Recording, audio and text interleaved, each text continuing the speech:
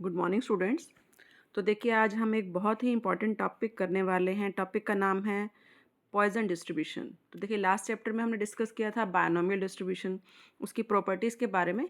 आज हम डिस्कस कर रहे हैं पॉइजन डिस्ट्रीब्यूशन और इसकी प्रॉपर्टीज़, है ना। इसमें जो आपके यूनिट फर्स्ट है जिसमें आपका प्रोबेबिलिटी डिस्ट्रीब्यूशन एक चैप्टर है। Unit one I think complete unit one है और इसमें आपके 3 टॉपिक हैं। एक है आपका बायनोमियल डिस्ट्रीब्यूशन, एक है पॉइजन डिस्ट्रीब्यूशन और एक है नॉर्मल डिस्ट्रीब्यूशन। तीनों की जो प्रॉपर्टीज़ हैं that is very very important. अब देखिए आज हम बात कर रहे हैं पॉइजन डिस्ट्रीब्यूशन की। तो पॉइजन डिस्ट्रीब्यूशन क्या है? एक ये भी डिस्क्रीट प्रोबेबिलिटी डिस्ट्रीब्यूशन है।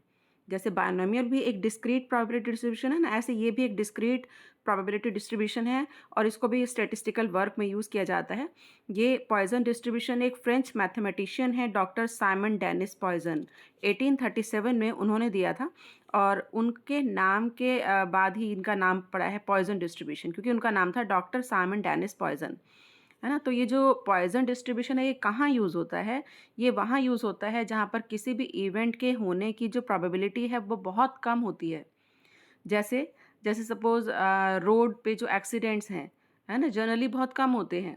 अगर हम दिन में देखें तो दिन में 1 या कभी ऐसा भी होता है कि नहीं भी होता, है ना। और इसी तरीके से हम कहें कि आपकी जैसे स्टैट की बुक है, इसमें मिस्टेक्स के पाए जाने के चांसेस बहुत रेयर होगा, क्योंकि कई बार चेक होती है ना। तो जहाँ पर भी किसी भी इवेंट के होने की प्रोबेबिलिटी बहुत कम है, ज़ीरो के इक्विवेलेंट है, वहाँ पर जो डिस्ट्रीब्यूशन यूज़ होता है वो कौन-सा होता है? Poison distribution. तो आई थिंक मीनिंग क्लियर हो गया होगा। अब देखिए जो पॉइज़न डिस्ट्रीब्यूशन है इसको बायनोमियल डिस्ट्रीब्यूशन की लिमिटिंग फॉर्म भी कहा जाता है। तो देखिए टॉपिक है आपका binomial distribution as limiting form of binomial distribution. तो इसको लिमिटेड फॉर्म क्यों कहा जाता है? बिकॉज दोनों में कुछ सिमिलैरिटी है। बायनोमियल डिस्ट्रीब्यूशन भी क्या है? डिस्क्रीट प्रोबेबिलिटी डिस्ट्रीब्यूशन है। पॉइज़न भी डिस्क्रीट प्रोबेबिलिटी डिस्ट्रीब्यूशन है। बट जहाँ पर जो एन है वो इन्फिनिटी हो जाता है, नंबर ऑफ आइटम्स जो है बहुत ज़्यादा हो जाती हैं, बट प्रोबेबिलिटी ज़ीरो के इक्विवेलेंट हो जाता है। मतलब प्रोबेबिलिटी आपका बहुत कम होता है ना। और क्यू आपका 1 के इक्विवेलेंट हो जाता है। वहाँ पर वो क्या यूज़ होता है? Poison distribution.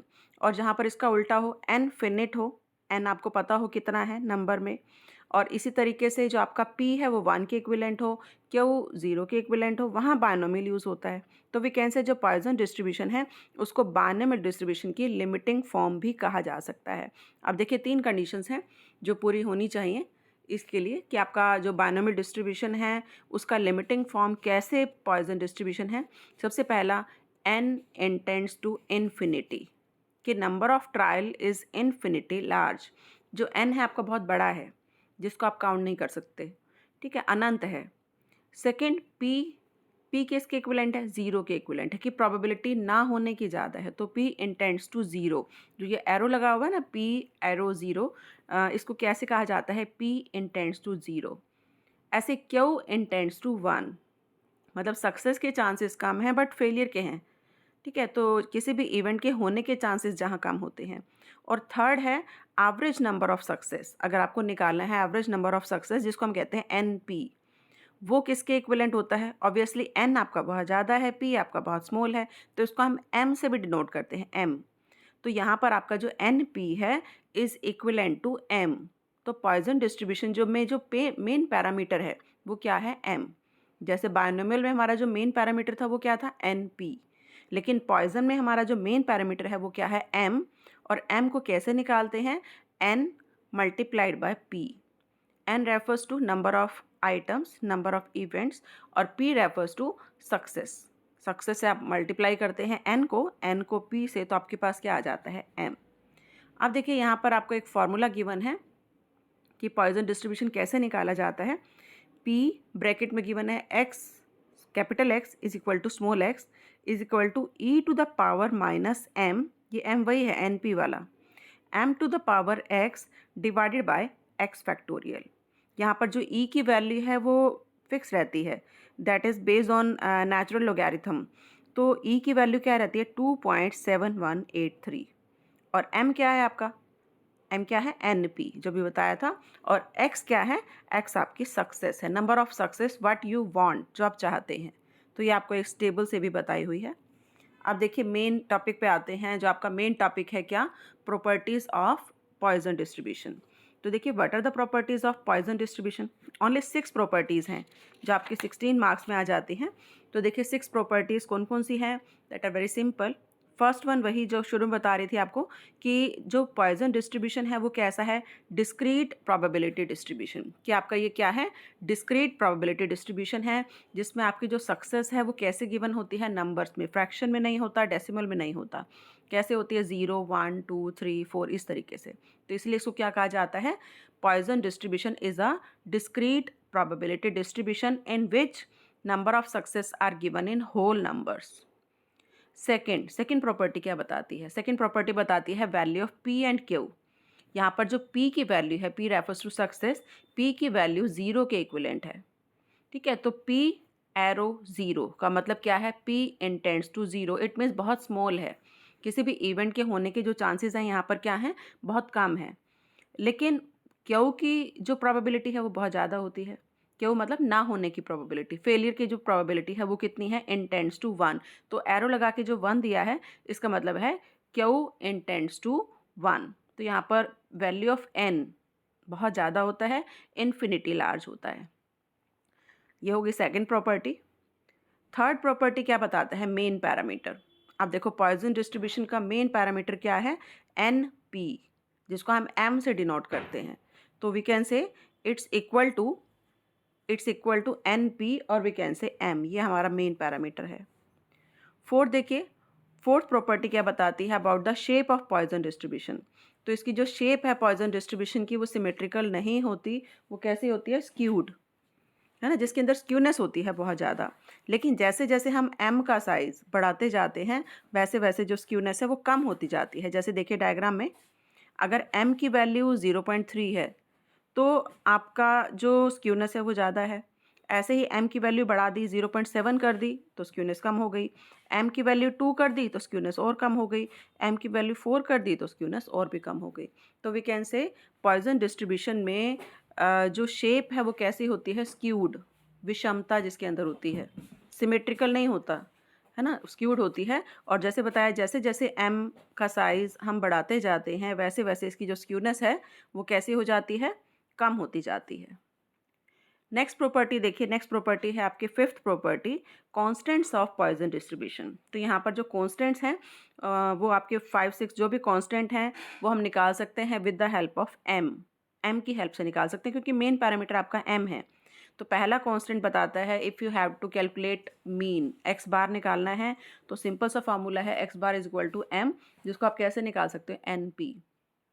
सेकेंड है वेरिएंस, वेरिएंस अगर निकालना है, वेरिएंस और we can say standard deviation का स्क्वायर, तो उसका फार्मूला क्या रहेगा, उसका फार्मूला भी रहेगा m से ही आप मीन निकाल सकते हो, m से ही आप क्या निकाल सकते हो, वेरिएंस। थर्ड, अगर स्टैंडर्ड डेविएशन निकालना है तो ऑब्वियसली स्टैंडर्ड डेविएशन क्या होता है, वेरिएंस का रूट, तो यहाँ पर ये m का रूट हो जाएगा। ऐसे ही अगर आपको स्क्यूनेस निकालना है तो रूट बीटा 1, वो कैसे निकालोगे, 1 divided by root m। Beta 2 निकालना है तो 3 + 1 बाय m। तो ये हमारा क्या है, कर्टसिस।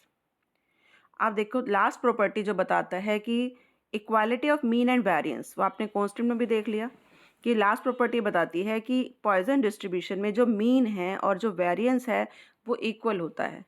तो we can say x bar is equal to mean is equal to variance, है ना, वो इसके इक्विवेलेंट है। तो ये हमारा क्या है, प्रॉपर्टीज़। अब देखिए एक छोटा सा टॉपिक और है जो आप प्रॉपर्टीज़ के साथ दे सकते हो, वो ये है कि what is the importance of Poisson distribution, कि जो पॉइजन डिस्ट्रीब्यूशन है वो कहाँ यूज़ होता है। तो जैसे बताया था जहाँ पर कि किसी भी इवेंट के होने की प्रोबेबिलिटी बहुत कम होती है, बहुत रेयर होती है ना, जो भी एग्जांपल्स दिए थे वही एग्जांपल्स ही हैं ये।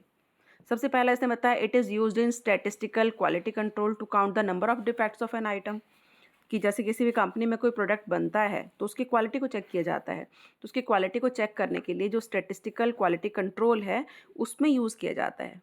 जैसे कोई भी प्रोडक्ट बनाया तो उस प्रोडक्ट में क्वालिटी को चेक करना कि उसके अंदर डिफेक्ट्स कितने हैं, है ना, तो उनके डिफेक्ट्स को काउंट करने के लिए जो डिस्ट्रीब्यूशन यूज़ किया जाता है उसको हम क्या कहते हैं, पॉइजन डिस्ट्रीब्यूशन। इसी तरीके से in biology to count the number of bacteria, number of bacteria count करने के लिए भी उसको यूज़ किया जाता है।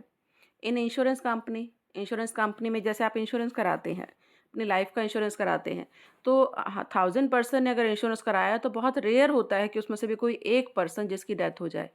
तो इन एक्सीडेंट्स को, इन कैजुअलिटी को काउंट करने के लिए, to count the number of typing error per page, कि अगर किसी पर्सन ने जो बहुत एक्सपर्ट है उसने टाइप किया है और उस पेज में टाइपिंग मिस्टेक को ढूंढना, वो भी बहुत रेयर होगा कि उसमें कोई टाइपिंग मिस्टेक मिल जाए। तो इस तरह के जो केसेस हैं उसमें आपका यूज़ होता है पॉइजन डिस्ट्रीब्यूशन। इसी तरीके से to count the number of incoming telephone call in a town, अपने टाउन में इनकमिंग टेलीफोन का नंबर काउंट करना है। या to count the number of defective blades count करना, मैन्युफैक्चरिंग ब्लेड्स में से कंपनी ने ब्लेड्स बनाए हैं उसमें से डिफेक्टिव आइटम को काउंट करना, तो वो भी बहुत रेयर होगा। Number of death at a particular crossing in a town as a result of road accident, कि रोड एक्सीडेंट पहले तो रेयर होता है, फिर इट्स नॉट नेसेसरी कि जहाँ एक्सीडेंट हो वहाँ डेथ भी हो जाए, तो वो काउंट करना कि रोड एक्सीडेंट हुआ किसी टाउन में और पर्टिकुलर टाउन में, और वहाँ पर उसमें जो कितने पर्सन की डेथ हो गई उसको काउंट करना। इसी तरीके से to count the number of suicides committed by a lover point in a year. तो वी कैन से ये जितने भी एग्जांपल्स आपको दिए हैं, ये देने का पर्पस सिर्फ आपको समझाना है कि where Poisson distribution is implemented. तो आई थिंक कॉन्सेप्ट क्लियर हो गया होगा कि पॉइजन डिस्ट्रीब्यूशन वहाँ इम्प्लीमेंट होता है जहाँ पर किसी भी इवेंट के होने की जो प्रोबेबिलिटी है बहुत रेयर होती है, बहुत कम होती है। और बायनोमियल कहाँ यूज़ होता है, जहाँ पर किसी भी इवेंट के होने की प्रोबेबिलिटी सर्टेन होती है कि होगा ही होगा। जैसे बताया था कॉइन को टॉस किया तो इधर हेड विल कम और टेल विल कम, वहाँ बायनोमियल डिस्ट्रीब्यूशन यूज़ होगा। लेकिन जहाँ बहुत रेयर है प्रोबेबिलिटी होने के चांसेस, वहाँ पॉइजन डिस्ट्रीब्यूशन यूज़ होगा।